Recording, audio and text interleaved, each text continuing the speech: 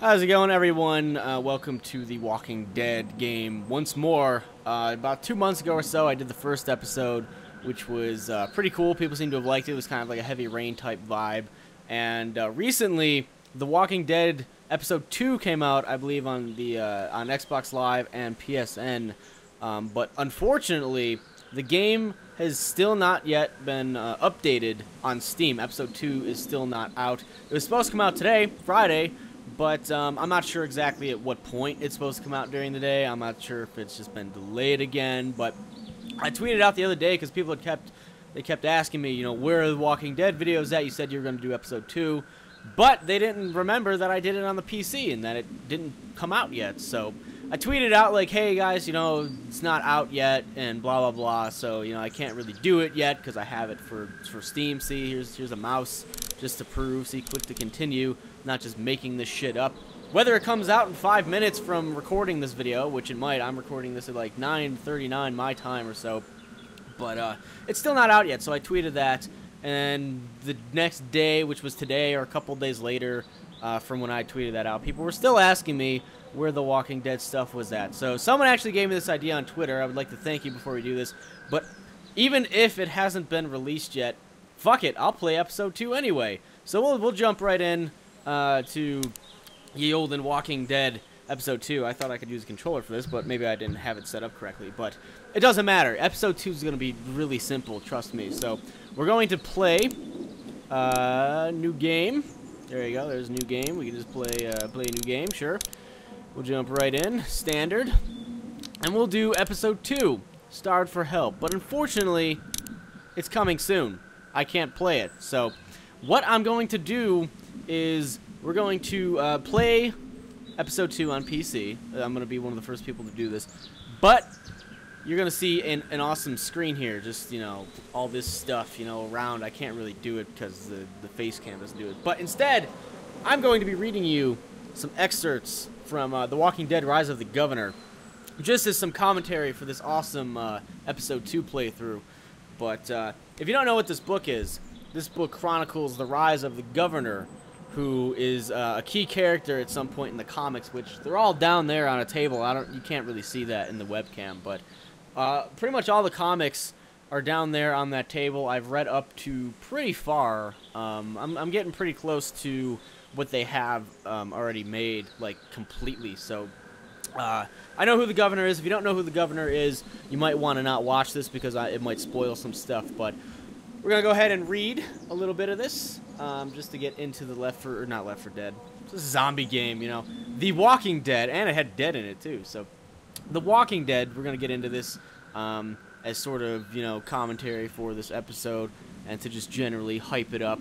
So, hope you enjoy episode 2 of The Walking Dead game on PC coming soon, but I'm going to play it anyway because people keep asking me to. So, yes, I can read. Let me move this mic up a little bit. I don't know if you can see the book. Okay, now you can really tell I'm reading. It occurs to Brian Blake as he huddles in the musty darkness, the terror constricting his chest, the pain throbbing in his knees. If only he possessed a second pair of hands, he could cover his own ears and maybe block out some of the noise of human heads being demolished. Sadly, the only hands Brian currently owns are busy right now, covering the tiny little ears of a little girl in the closet next to him. 7-year-old keeps shuddering in his arms, jerking at the intermittent thwack, goo, thwomp sounds outside the closet. Then comes the silence, broken only by the sticky sound of bootsteps on bloody tile and a flurry of angry whispers out in the vestibule.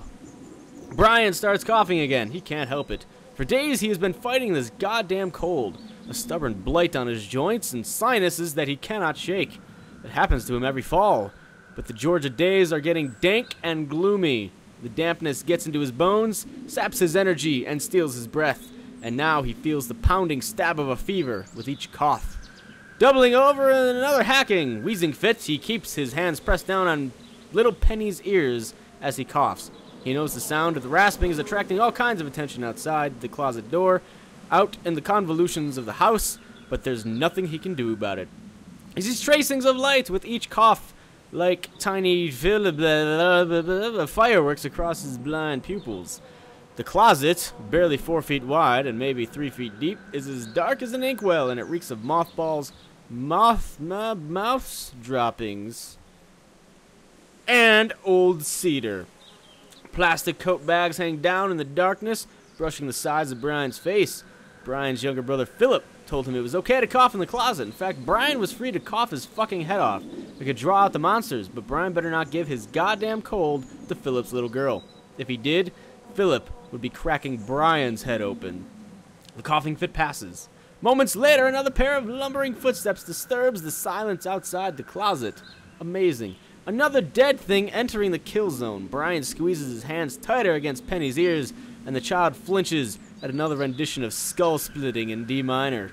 If asked to describe the racket outside the closet, Brian Blake would probably revert to his days as a failed music store entrepreneur and tell you that the head cracking sounds are like the percussive symphony they might play in hell, like some trippy outtake from Edgar Some Dude's Name or a druggy drum solo from John Some Dude's Name with repeating verses and choruses, the heavy breathing of humans, the shambling footsteps of another moving corpse, the whistle of an axe, and the thunk of steel sinking into flesh.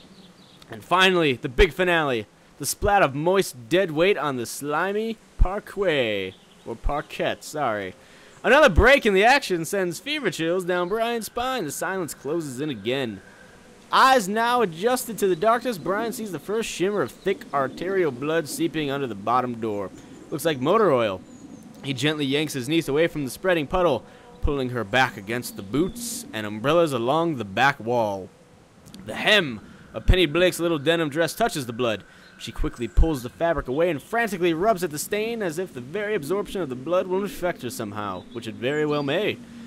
Another convulsive coughing fit doubles Brian over. He fights it. He swallows the broken glass of a sore throat and pulls the little girl into a full-on embrace. He doesn't know what to do or say. He wants to help his niece. He wants to whisper something reassuring to her, but cannot think of a single reassuring thing to whisper. The girl's father would know what to say. Philip would know. He always knows what to say. Philip Blake is the guy who says the things that everyone else wishes they had said. He says what needs to be said, and he does what needs to be done. Like right now, he's out there with Bobby and Nick doing what needs to be done, while Brian hunkers here in the dark like a scared rabbit, wishing he knew what to say to his niece. So that is a little excerpt from The Walking Dead, Rise of the Governator, which is, I haven't really read through the entire book. I don't even think I've read through the first chapter. I just have it just in case, you know, we go traveling. So I hope you enjoyed episode 2 of The Walking Dead, which is not out yet, but I played it anyway due to the high volume of requests. When the episode does finally release for realsies, I will be sure to go ahead and play that and not do a stupid shitty video of me doing a troll face cam and reading a book. I will assure you of that. But thank you for watching. Thank you for the idea of doing this, because I never would have been this much of a dick to figure this out. But anyway, I will talk to you guys later.